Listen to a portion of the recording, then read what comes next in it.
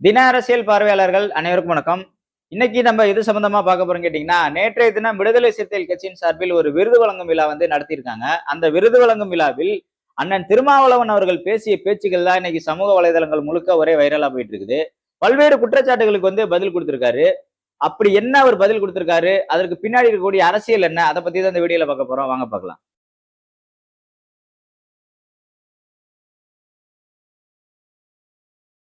அதான் மக்களே, வருடம் வருடம் விடுதலை சிறுத்தைகள் கட்சியின் சார்பில் பாத்தீங்கன்னா ஒரு 5 விருதுகள் வழங்குவாங்க.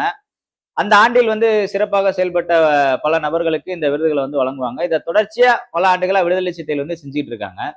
இந்த நிகழ்ச்சியானது நேற்றைய தினம் பாத்தீங்கன்னா சென்னையில் நடந்திருக்கு. இந்த நிகழ்ச்சியில் அண்ணன் திருமாவளவன் அவர்கள் ஆற்றிய உரை என்பது மிகுந்த கவனத்திற்குரிய உரையாக இருக்குது. ஏன் அப்படி சொல்றோம்னா, பல நாட்களாக, அதாவது இந்த தமிழக வெற்றி கழகம் ஆட்சியில் அமர்ந்த பிறகு விடுதலை சிறுத்தைகள் குறித்து பல்வேறு அவதூறுகளை பரப்பிட்டு இருக்க அற்பர்களுக்கும், இந்த 200 ரூபாய்க்கு இணையதளத்துல கூவிட்டு இருக்க கொத்தடிமைகளுக்கும், பல்வேறு அறிவாலய அடிமைகளுக்கும் பாத்தீங்கன்னா பதிலடி கொடுக்கும் விதமா தான் அந்த உரை இருந்திருக்கு. நம்ம மக்களே கொஞ்சமாவது கண்ணியமா பேசணும், மரியாதையா பேசணும் நினைக்கிறோம். ஆனா ஒரு சில நபர்களுக்கு அவர்கள் மொழியில் பேசினாதான் புரியும் போல இருக்கு. ஏன்னா நம்ம என்ன ஆயுதத்தை எடுக்கணும்னு நம்ம எதிரி தானே முடிவு பண்றான். நம்ம முடிஞ்ச வரைக்கும் கண்ணியமா தான் பேசணும்னு பாக்குறோம். ஆனா சமூக வலைதளங்கள் முழுக்க இவனுங்க பரப்புற விதம், இவனுங்க பேசுற பேச்சுகள் அவ்வளவு தரைகுறைவா, அவ்வளவு கேவலமா பேசிட்டு இருக்காங்க. எனவே அவர்களுக்கு அவர்கள் மொழியில தான் நம்ம பதிலடி கொடுத்தா சரியா இருக்கும்னு நானும் நினைக்கிறேன். ஒண்ணு இல்ல மக்களே, இந்த சோஃபா வாங்கிட்டு போயிட்டாங்க. அதாவது இந்த விமர்சனத்தை இன்னைக்கு எதிர்க்கட்சி தலைவரா இருக்கக்கூடிய உதயநிதியில இருந்து அந்த கட்சியின் கடைநிலை தொண்டர் வரைக்கும் பாத்தீங்கன்னா இந்த குற்றச்சாட்டை முன் வச்சிட்டு இருக்காங்க. இந்த குற்றச்சாட்டுக்கு அண்ணன் திருமாவளவன் மிகுந்த தரமான ஒரு பதிலடியை கொடுத்திருக்காரு. அது என்ன சொல்றாருன்னா, நான் பதவிக்கும் பணத்துக்கும் ஆசைப்படக்கூடிய ஒரு நபரா இருந்தா, அதான் எல்லா தலைவர்களுமே இன்னைக்கு இயக்கம் நடத்திட்டு இருக்க, இன்னைக்கு கட்சி நடத்திட்டு இருக்க எல்லா தலைவரோட ஒரு அதிகபட்ச ஆசை என்னவா இருக்கும்? ஒரு எம்எல்ஏவா நம்ம ஆகணும், ஏதாவது ஒரு சீட்டு ஏதாவது ஒரு கட்சியோட இணைஞ்சு ஒரு எம்எல்ஏ ஆகிட்டா நல்லா இருக்கும் அப்படிங்கிறதா அவங்களோட உச்சபட்ச ஆசையா இருக்கும். அப்படி மங்களூரு தொகுதியில் 2004ஆம் ஆண்டு திமுக கூட்டணியில் நின்று வெற்றி பெற்றார் அண்ணன் திருமாவளவன் அவர்கள். அவர் உள்ளபடியே பதவி ஆசை பிடித்த நபரா இருந்திருந்தா, எவ்வளவு நெருக்கடிகள் வந்திருந்தாலும் அவர் 5 வருஷம் அந்த பதவியை நீடிச்சிருக்கலாம்ல. ஏன் 2 வருஷத்துல தூக்கி போட்டாரு? இதை யாராவது சுட்டி காட்டுறாங்களா? சுட்டி காட்டுறது இல்ல. ஏன் அதை விட்டுருங்க. இப்ப 10 ஆண்டுகள்ல, அதான் மோடி அரசு வந்ததுக்கு அப்புறம் எவ்வளவோ விலை பேசினாங்க அண்ணன் திருமாவளவன் அவர்களை. உங்களுக்கு என்ன பதவி வேணும் சொல்லுங்க, எவ்வளவு பணம் வேணும், நீங்க எங்களோட மட்டும் வந்துருங்கன்ட்டு இன்னைக்கு வரைக்கும் பேரம் பேசிட்டு இருக்காங்க அண்ணன் திருமாவளவன் அவர்களுக்கு. அதுக்கெல்லாம் ஒரு நாளும் அவர் அடிபணிஞ்சதே கிடையாது.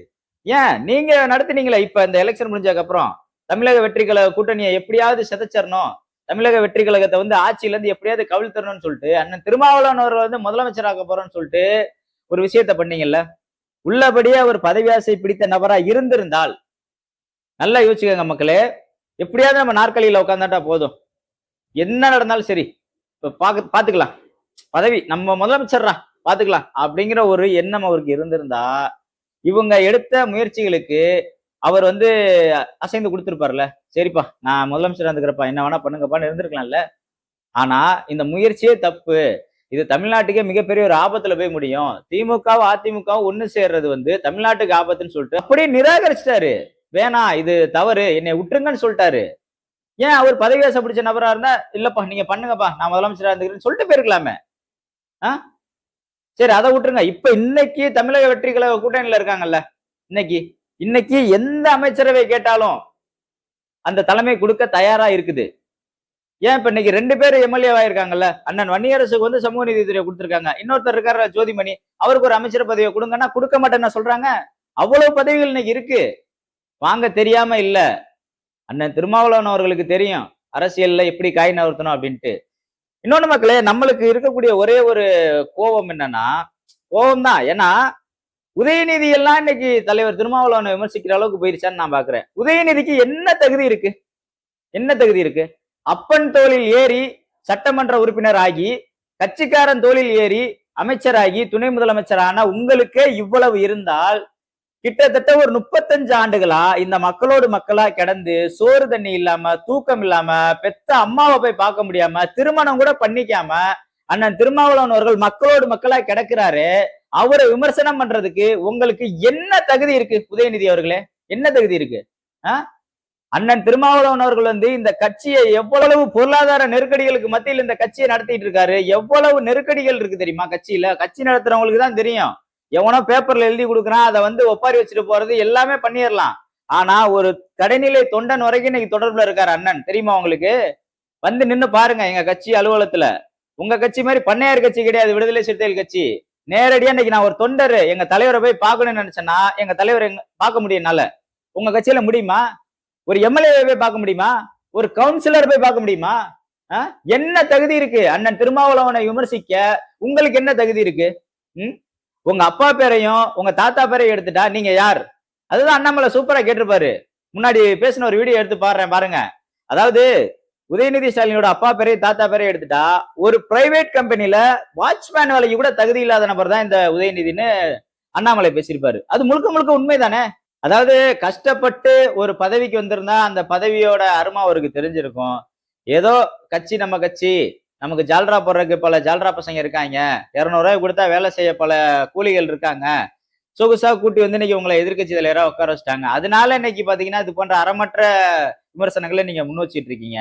திராவிட முன்னேற்ற கழக கட்சி இல்லாம நீங்க கிடையாது. அந்த கட்சி மக்கள் போட்ட பிச்சை. இன்னைக்கு பல பையன் சொல்லிட்டு இருக்கான் திமுகவுக்கு வந்து விசிக துரோகம் பண்ணிருச்சு அப்படின்னு. திமுகவுக்கு எதுக்குடா நாங்க விசுவாசமா இருக்கணும்? நாங்க மக்களுக்கு விசுவாசம் இருக்கதான் கட்சி ஆரம்பிச்சிருக்கோம். உங்களுக்கு விசுவாசம் இருக்க நாங்க கட்சி ஆரம்பிக்கல. இந்த அடித்தட்டு மக்களுக்கும் இந்த ஒடுக்கப்பட்ட மக்களுக்கும் உரிமையா வந்து மீட்டு கொடுக்கறதுக்கும் அவங்க பாதிக்கப்படும் போது போய் பாதுகாப்பு அரணா நிக்கிறதுக்கு தான் அண்ணன் திருமாவளவன் கட்சி தொடங்கினாரே தவிர திராவிட முன்னேற்ற கழகத்திற்கு விசுவாசமா இருக்கிறதுக்கு அண்ணன் திருமாவளவன் கட்சி தொடங்கல. அதை புரிஞ்சுங்க ஒவ்வொருத்தனும். விசுவாசத்தை பத்தி பேசுறதுக்கு உங்களுக்கு என்ன அருகதை இருக்கு?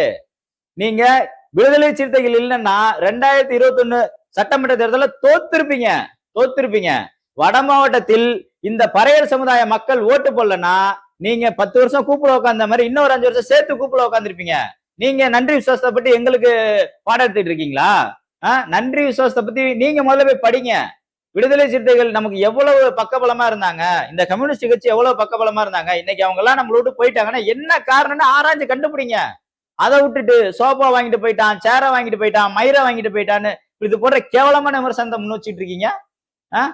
என்ன என்ன தகுதி இருக்கு? என்ன தகுதி? கம்யூனிஸ்டுகளோட தியாகம் தெரியுமா உங்களுக்கு?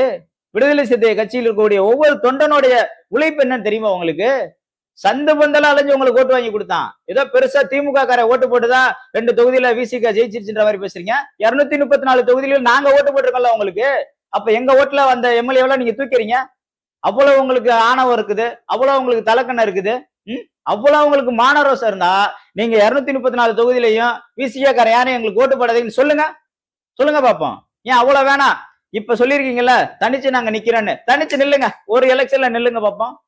ஒரு ஓட்டு விழாது தலித் மக்களுடைய ஓட்டு. ஒரு தொகுதியில கூட டெபாசிட் வாங்க முடியாது உங்களால. ஏன்னா கூட்டணி கட்சியினுடைய முதுகுல ஏறி சவாரி செஞ்ச கட்சி தான் நீங்க. நீங்க வந்து இன்னைக்கு விடுதலை சிறுத்தைகளையும் கம்யூனிஸ்ட் கட்சியிலையும் வந்து நீங்க குறைச்சி இட போடாதீங்க, சரிங்களா? எனவே திராவிட முன்னேற்ற கழகத்தினர் தொடர்ச்சியாக இது போன்ற அறமற்ற விமர்சனங்களை வந்து நீங்க முன் வச்சீங்கன்னா அதற்கு தகுந்த பதிலடியை நாங்கெல்லாம் கொடுப்போம். ஏன்னா ஏதோ நம்மளாவது கொஞ்சம் நாகரிகமா இருக்கணும், இவனுங்களை மாதிரி நம்மளும் லோக்கலா இறங்கக்கூடாதுன்னு தான் பார்த்துட்டு இருக்கோம். ஆனா தொடர்ச்சியாக இல்லாத ஒரு விஷயத்தை வந்து இவங்க கட்டமைச்சுக்கிட்டே இருக்காங்க. அதாவது மோடியோட அடுத்த ஜெராக்ஸ் தான் உதயநிதி போல இருக்குது. ஏன்னா அவரு டெலிபிராம்டரை பார்த்து படிக்கிறாரு, இவர் பேப்பர்ல எழுதி கொடுத்ததை பார்த்து படிக்கிறாரு. அவனுங்க அங்க மதத்தை வச்சு அரசியல் பண்றானுங்க, இவனுங்க ஜாதியை வச்சு அரசியல் பண்ணிட்டு இருக்கானுங்க. இவங்களும் பாத்தீங்கன்னா எம்பிக்களை எம்எல்ஏக்களை விலை கொடுத்து வாங்குறாங்க. இவங்களும் தான் குதிரை பேரை இன்னைக்கு பேசிட்டு இருக்காங்க.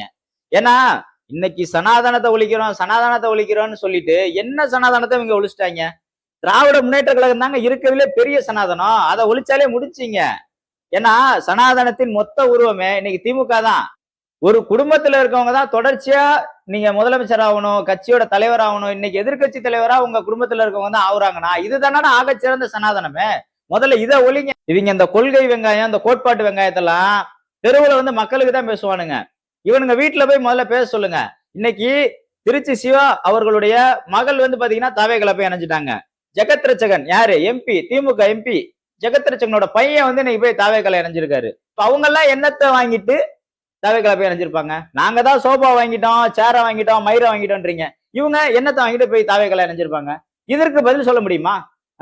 ஒரே ஒருத்தர் வந்து இதற்கு சரியான விமர்சனத்தை கொடுத்திருக்காரு. அந்த போட்டோ கீழே போறேன் பாருங்க, அண்ணன் திருமுருகன் காந்தி அவர்கள். அதாவது தமிழக வெற்றி கழக கூட்டணிக்கு வந்து இன்னைக்கு விடுதலை சிறுத்தைகள் கம்யூனிஸ்ட் கட்சி எல்லாம் போயிருச்சுன்னு சொல்லி தாம் தூன்னு குதிக்கிறானுங்க, கண்ட மேனிக்கு விமர்சனம் பண்றீங்க.